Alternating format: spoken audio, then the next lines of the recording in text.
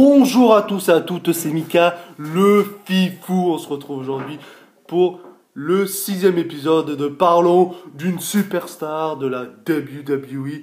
Et pourquoi j'ai fait ça, je sais pas. Je sais pas pourquoi j'ai fait ça. Parce que ça, c'est Jeff Hardy qui le fait. Ou Matt, mais je sais pas pourquoi j'ai fait ça, bref. N'importe quoi. 6e épisode de Parlons d'une superstar de la WWE. Oui, le 6e épisode. Et c'est pour ce 6e épisode de la légende, The Heartbreak Kid, Mr. WrestleMania, The Showstopper, Shawn Michaels. Eh oui, Shawn Michaels. Voilà, la légende Shawn Michaels. Et on va voir ensemble sa carrière à la WWE. J'espère que vous êtes chaud pour cet épisode. Je veux, maintenant, à partir de maintenant, à toutes les vidéos à partir de maintenant, je veux un objectif. Je veux qu'à chaque vidéo à présent, il y ait 10 likes sur chacune des vidéos. Vous devez mettre 10 likes. 10 likes. Objectif, 10 likes. Voilà. 10 likes sur chacune des vidéos.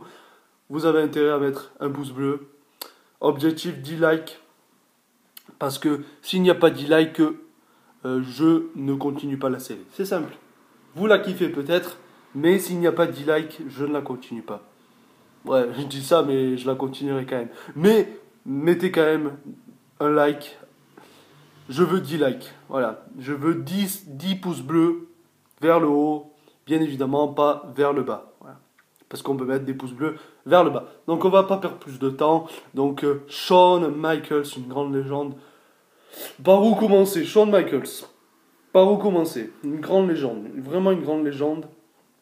Donc son nom de naissance est Michael Shawn Hickenbottom. Un petit peu long son nom, hein, frère. T'aurais pas pu avoir un nom qui était encore plus long en fait? Pour que ce soit... pour qu'on mette 10 ans à le dire, ton nom, frère. Voilà. Donc, en tous les cas, voilà, Shawn Michaels. Michael Shawn Hickenbottom, nom de ring, au début il a eu Ceen Michaels, S-E-A-N. D'accord. Ensuite il a eu Shawn Michaels, bien évidemment. Il est de nationalité américaine, bien évidemment. Il est de San Antonio, Texas. Et il a 52 ans, car il est né le 22 juillet 1965. 52 ans, le Shawn Michaels. 52 ans. C'est pas mal. Et il fait 1m83, Shawn Michaels, et 102 kg. Donc, avant d'arriver à la WWE, il était d'abord à la American Wrestling, la Association World Wrestling, et ensuite, bien évidemment... Ah non, excusez-moi, la Association World Wrestling, bien sûr, Mika. En fait, c'était American Wrestling, ensuite, il y a eu... En fait, c'est American Wrestling Association, et après, c'est WWF, et ensuite WWE, excusez-moi. J'ai mal lu. La vidéo, je vous rappelle, est faite avec Wikipédia, placement de produit, voilà, qu'est-ce qu'il y a. Et oui, parce que je ne peux pas connaître tout le parcours des légendes, des superstars de la WWE. Je connais bien évidemment quelques petites choses, mais de là à tout savoir, par exemple, lorsque Shawn Michaels a commencé sa carrière, par exemple, le 16 octobre 1984, je n'étais pas né, frère, d'accord? Je n'étais pas né, donc je ne peux pas te dire. Donc voilà. Donc, il est né. Il a commencé sa carrière le 16 octobre 1984 et il a bien évidemment fini le 28 mars 2010. Le 28 mars WrestleMania était le 28 mars le 26. Étonnant. D'habitude, WrestleMania c'est en début avril. 28 mars 2010. Bon, peut-être. Écoutez, peut-être. Bon, je vais pas vérifier. Voilà. Je donne mon entière confiance à Wikipédia. WrestleMania. Oui. Vous avez intérêt que ce soit vrai. Mais ça m'étonne quand même. 28 mars 2010, parce que en général, il a bien évidemment arrêté sa carrière à WrestleMania. Voilà. WrestleMania 26, parce qu'il a perdu contre l'Undertaker. D'ailleurs, l'Undertaker sera l'un des prochains.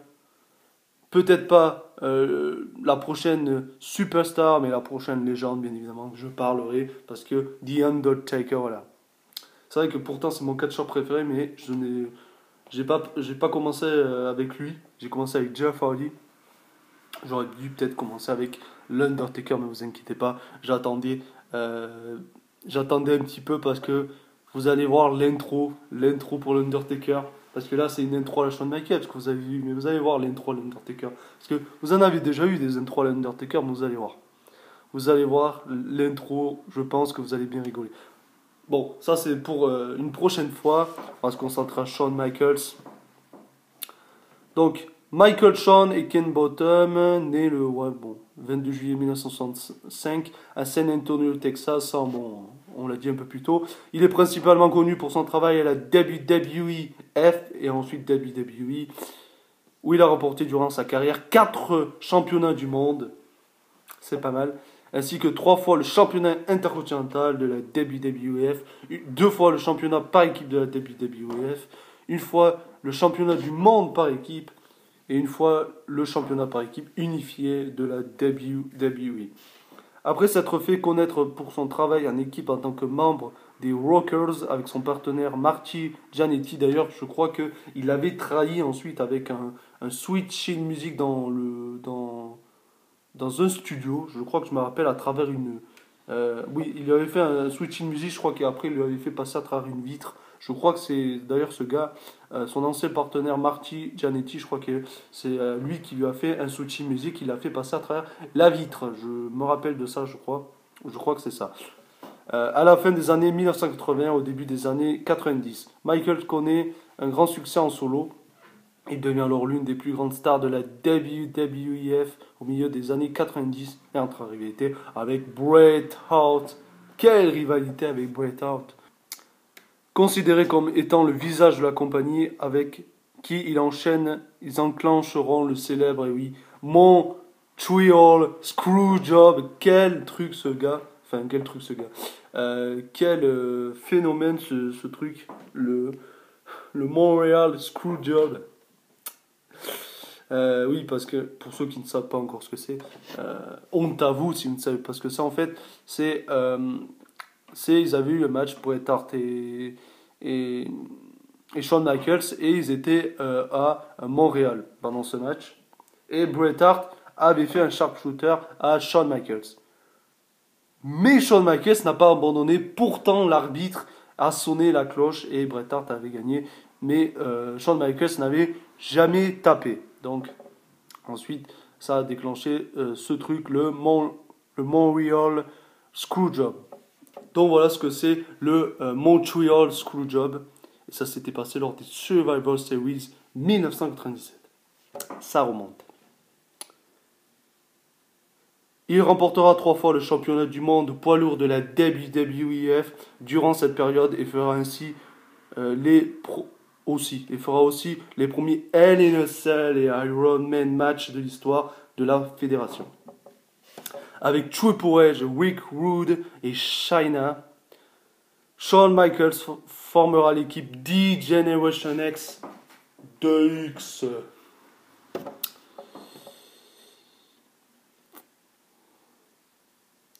Qui deviendra une grande équipe connue notamment pour sa rivalité avec le président de la compagnie, Vince Kennedy McMahon. Bien évidemment, je me rappelle lorsque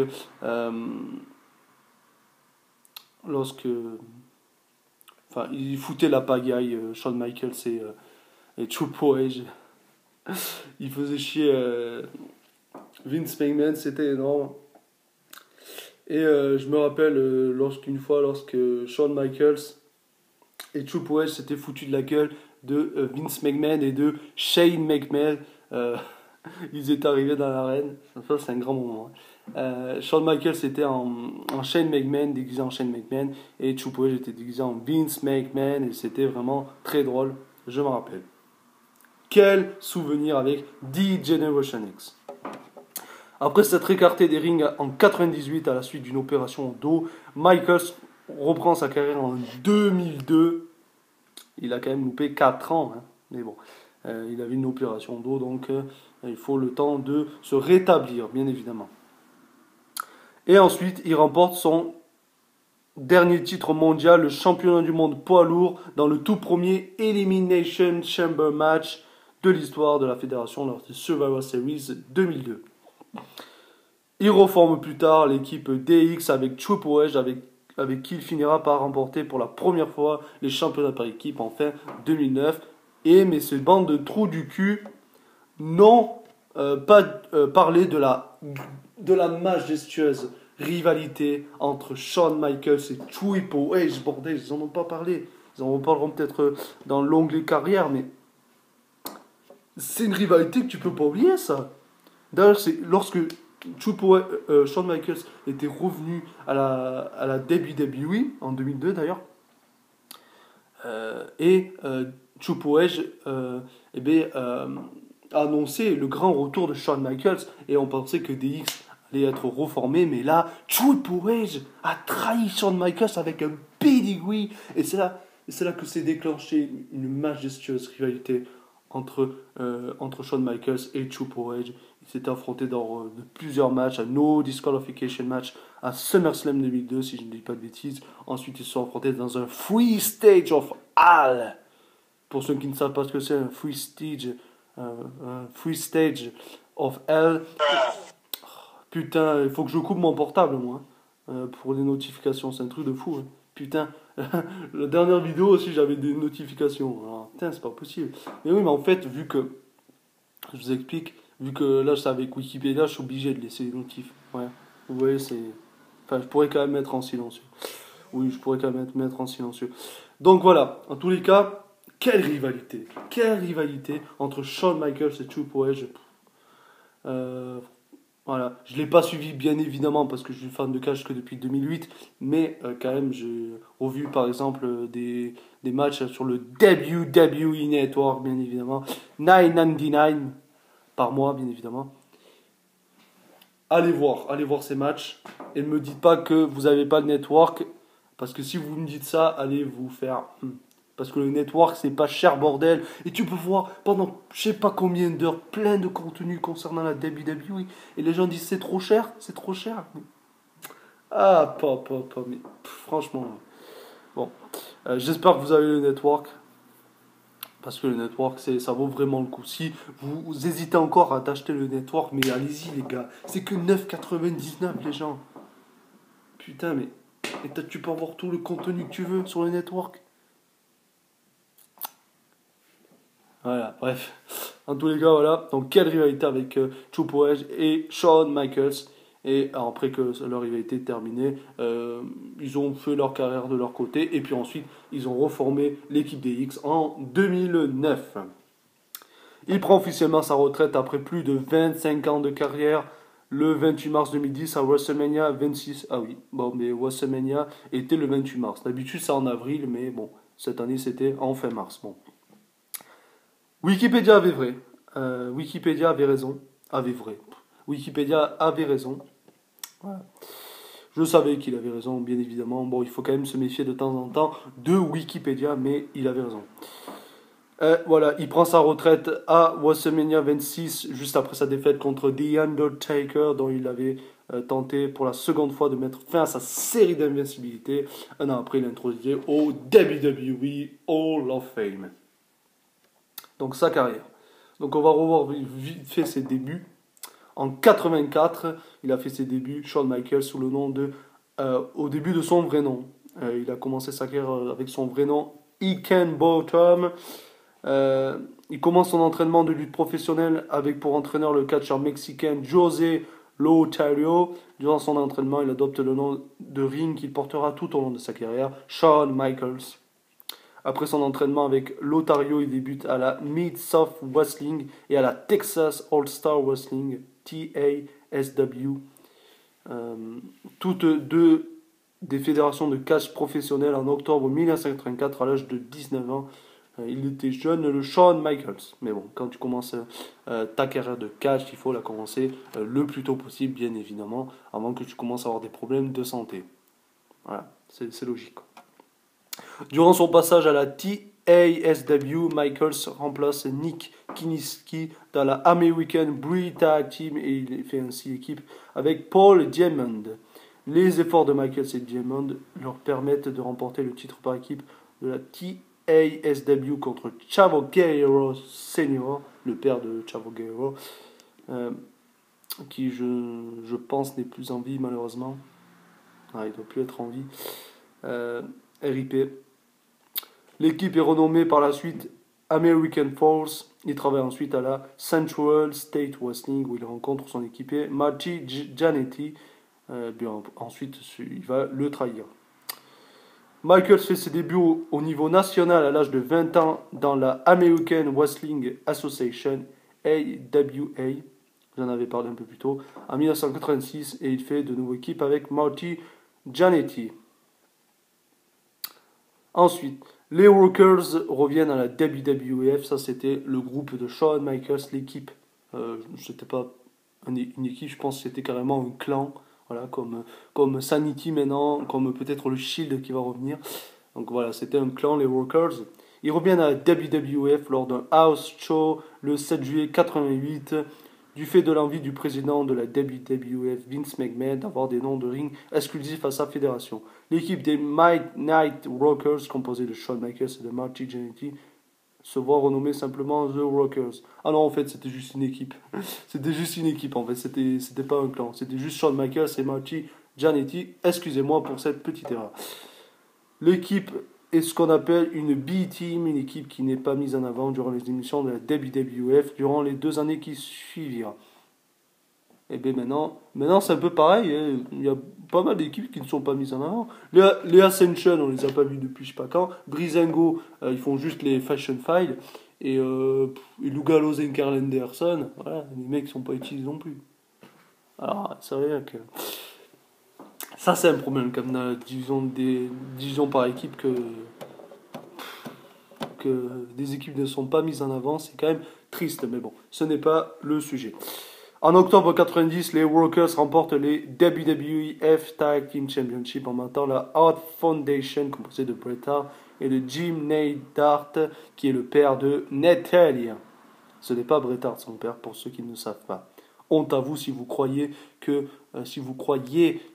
Bret Hart était le père de Natalya. Voilà. Parce que son père c'est Jim Neidhart. Voilà.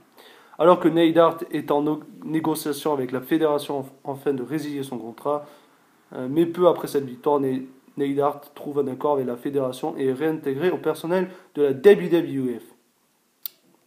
Je vais avancer un petit peu parce que sa carrière en équipe à Shawn Michaels, c'est pas vraiment intéressant. On la voit vite fait, mais bon, on va voir vraiment sa carrière solo, quoi. Ensuite, voilà, là, il a une carrière en solo. The Heartbreak Kid, 1992-1995, sur une suggestion de Kurt Hennig, le père de Curly Saxon, si je ne dis pas de bêtises. Shawn Michaels devient The Heartbreak Kid, obtient un nouveau gimmick et devient heel. Ah ouais, j'avais vu des matchs de Shawn Michaels où il était heel, mais il était excellent. Le mec, il était égocentrique, il se la pétait. D'ailleurs, bon, ensuite, quand il est devenu face, il se la pétait toujours, mais je veux dire, en heel, c'était énorme. Le mec, en fait, Shawn Michaels, il aurait dû rester heel toute sa carrière, quoi.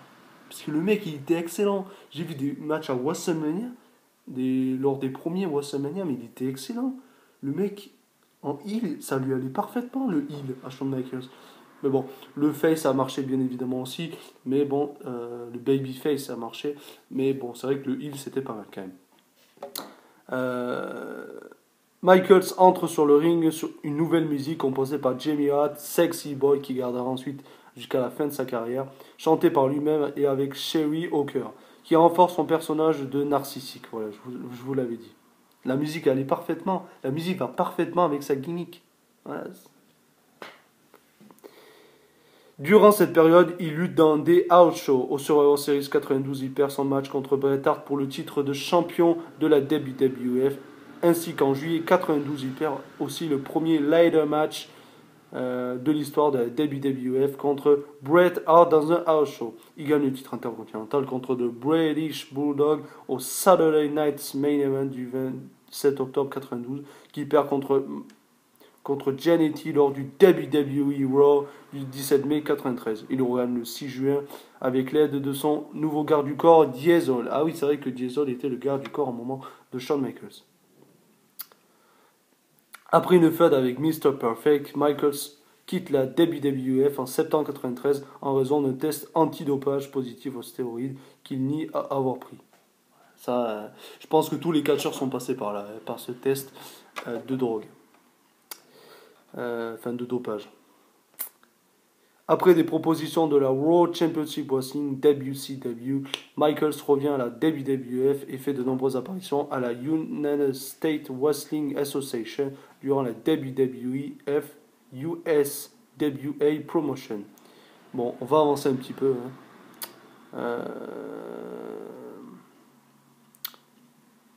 Ensuite, moi je veux voir je veux qu'on rentre dans le fameux Iron Man match de Shawn Michaels. Je crois que ce n'est pas encore. C'est pas en 94. Si, ça doit être en 94.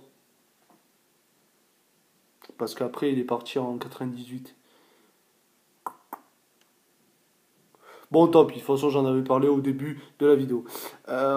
D-Generation X, 1995-1997, c'est là que l'un des groupes les plus connus, D-Generation Next, s'est formé. Il retourne sur le ring en tant que babyface en juillet 1995. Il bat Jeff Jarrett le mois suivant à In Your House pour gagner son 3e titre de championnat intercontinental. À SummerSlam 95, il bat Razor Ramon dans un ladder match. Pendant ce temps, il devient le chef de la Clique, un clan composé de Kevin Nash, Triple H, Razor Ramon et X-Pac. Ensuite, ça s'appellera la D-Generation X. À In Your House 4, Great White North, il perd contre Dean Douglas par forfait et perd donc son titre. Le 20 novembre 1995 à WWE Raw, durant son match contre Owen Hart, Owen donne un enziguri à Michaels à l'arrière de la tête qui le blesse. Malgré tout, il continue de combattre. Après une pause dans le monde de la lutte, il revient au Royal Rumble 96, qui gagne pour la 2e année de suite en entrant à la 18e place. Lors du WWF In Your House, Rage in the Cage 1996, il bat Owen Hart. Owen Hart, je crois, qui était le frère de Bret Hart, si je ne dis pas de bêtises. Michaels remporte son premier WWF Championship à WrestleMania 12. Oui, j'avais raison, c'était à WrestleMania 12 contre Bret Hart dans un Iron Man match qui dura 1 heure, 1 minute, 52 secondes. Magique, magique. Le temps, vous imaginez un Ironman de 1 heure. Un Ironman de 1 heure. Un Ironman de 60 minutes. Et malgré ça, il y avait 0-0. Il y avait 0-0. C'est incroyable, incroyable. Et du coup, il a dû avoir une mort subite. Et ensuite, Shawn Michaels s'est aligné avec son célèbre Sweet Chin Music. Et je me rappelle lorsqu'il a fait le tomber, l'arbitre 1, l'arbitre 2, l'arbitre 3, ça avait été un grand moment. Shawn Michaels qui était ému de gagner son premier WWE Championship. C'était énorme. C'était énorme. Et voilà, ensuite, on va avancer un petit peu. Voilà, ensuite, il s'est fait avoir, comme j'ai dit un peu plus tôt dans la vidéo, par Bret Hart avec le Montreal Screwjob. Ensuite, il l'a pris. Ensuite, il s'était blessé. Et ensuite, il revient en 2002. On va avancer. Donc voilà. Voilà, rivalité avec Triple H, on va se concentrer sur ça. En 2002, après plus de 4 ans sans catcher, Shawn Michaels revient à la WWE en entrant dans la NWO. Également, ça c'est un groupe très connu, mené par Kevin Nash. Après la disparition du NWO, il reforme la DX avec Triple H. Pas pour longtemps. Mais ce dernier le trahit, ce qui amène un Street Fight match à SummerSlam 2002. Excusez-moi, j'ai dit un no disqualification, c'était un Street Fight match. Bon, mais bon, c'est un petit peu la même chose. Mais bon, il faut préciser. au SummerSlam 2002 que Michaels gagne, même si après le match il se fait attaquer par Triple H qui est pas content et qui, je me rappelle, lui avait foutu un coup de sledgehammer dans le dos. Ça avait été énorme, ça avait été énorme. Au Survivor Series, il remporte le premier Elimination Chamber match pour devenir champion du monde poids lourd de la WWE contre Rob Van Dam, Kane, Chris Jericho, Booker T et Triple H. Son règne se termine à Armageddon où Triple H gagne un Free Stage of Hell. C'était à Armageddon. Match composé de 3 combats, un Street Fight match, un match en cage et un ladder match. Voilà. Donc pour ceux qui ne savaient pas ce que c'était un Free Stage of Hell, c'était ça. C'est 3 matchs en fait. C'est 3 matchs d'affilée et celui qui gagne le plus de matchs parmi ces 3 gagne le combat. Voilà. Il commence alors une rivalité avec Chris Jericho le 13 janvier 2003. Jericho gagne un over the top rope match dont le but est de faire tomber ses adversaires du ring après qu'ils sont passés par-dessus la 3e corde. Ça, je ne connaissais pas ça. Pour choisir son numéro d'entrée au Royal Rumble 2003 face à Kane, Rob Van Dam et Batista, il choisit le 2 pour commencer avec Michaels qui a le numéro 1.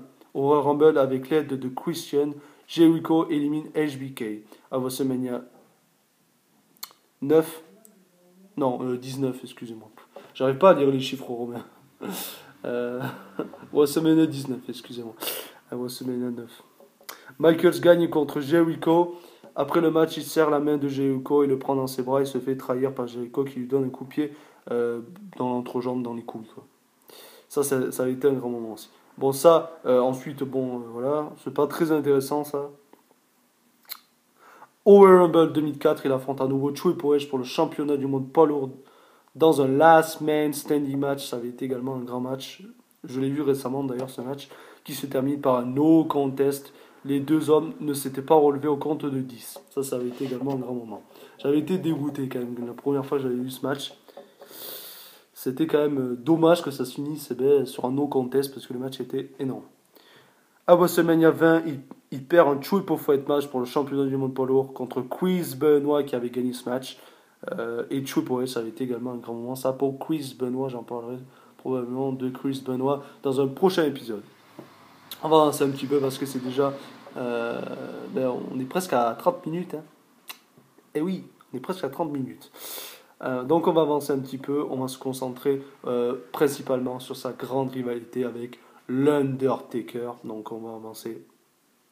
On a quand même bien résumé un petit peu sa carrière au Shawn Michaels. Donc on va avancer un petit peu. On avance. Tac.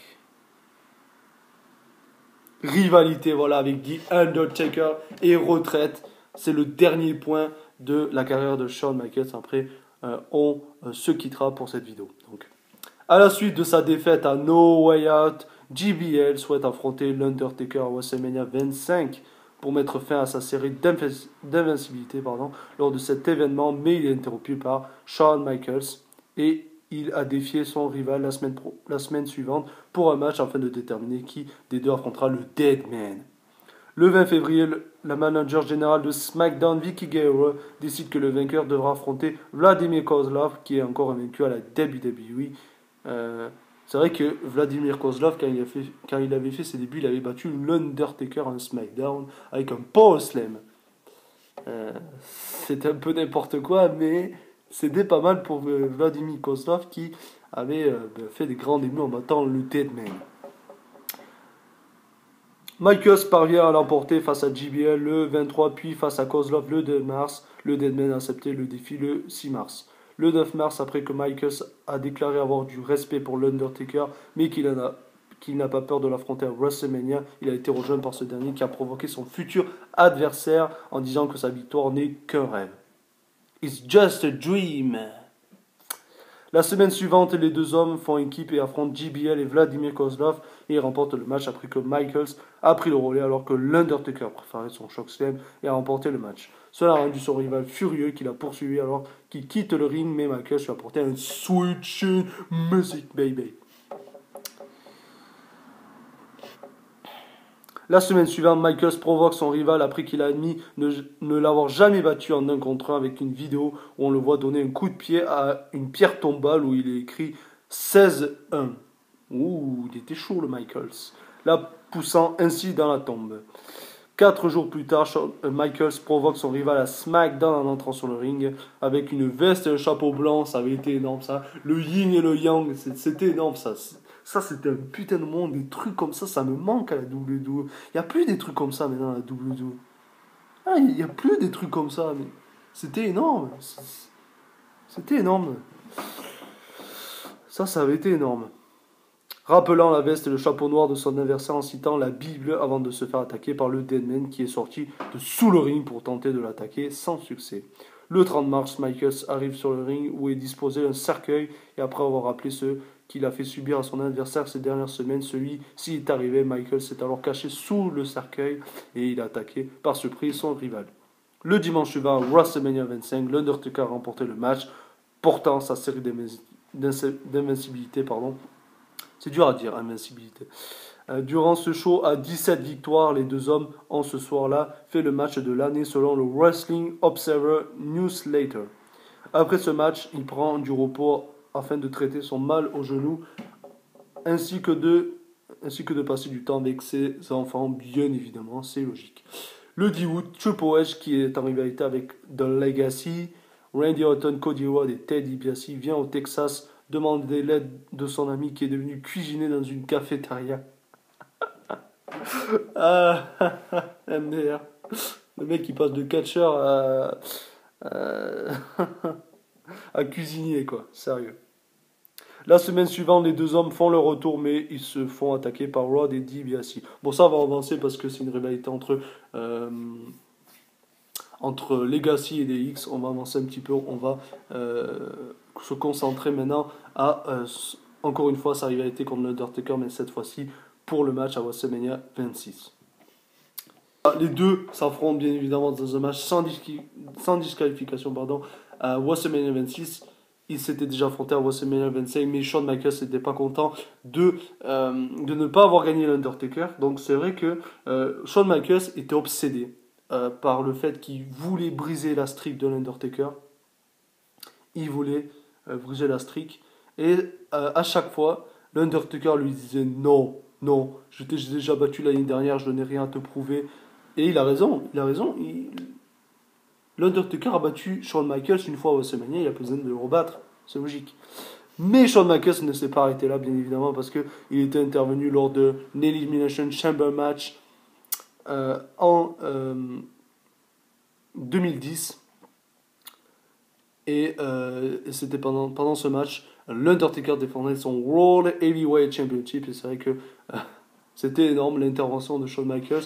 Il intervient sous la cage, il enlève le truc de la cage et il intervient pour porter un Sweet Chin musical Undertaker. Ensuite, Chris Jericho en avait profité pour faire le tombé 1, 2, 3. Chris Jericho était le nouveau World Heavyweight Champion, ça a été vraiment pas mal. Et ensuite, l'Undertaker n'était pas content que Shawn Michaels lui avait coûté son World Heavyweight Championship. Et puis, il a finalement accepté de le rencontrer.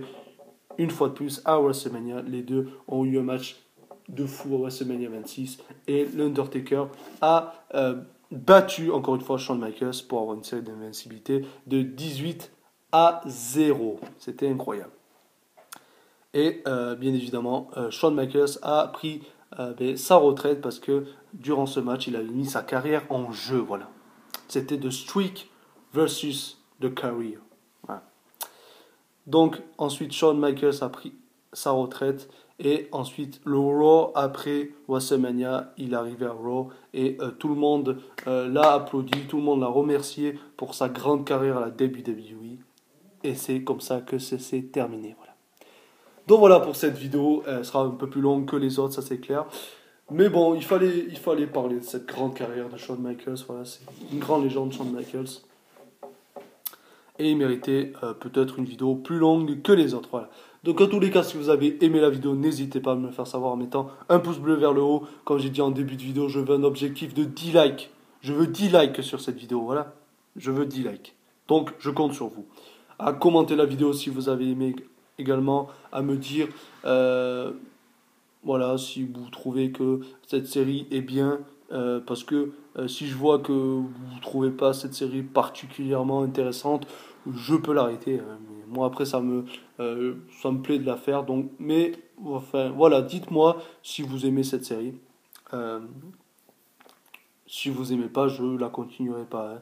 Je continuerai peut-être jusqu'au 10e épisode, mais j'arrêterai, hein, voilà. Ça sert à rien de continuer quelque chose si vous n'aimez pas. Voilà. Mais je pense que vous aimez parce que c'est quand même très intéressant de parler de la carrière mais d'une superstar. Voilà. Donc voilà, dites-moi ça dans les commentaires. Également à commenter si vous souhaitez discuter avec moi, je vous répondrai bien évidemment.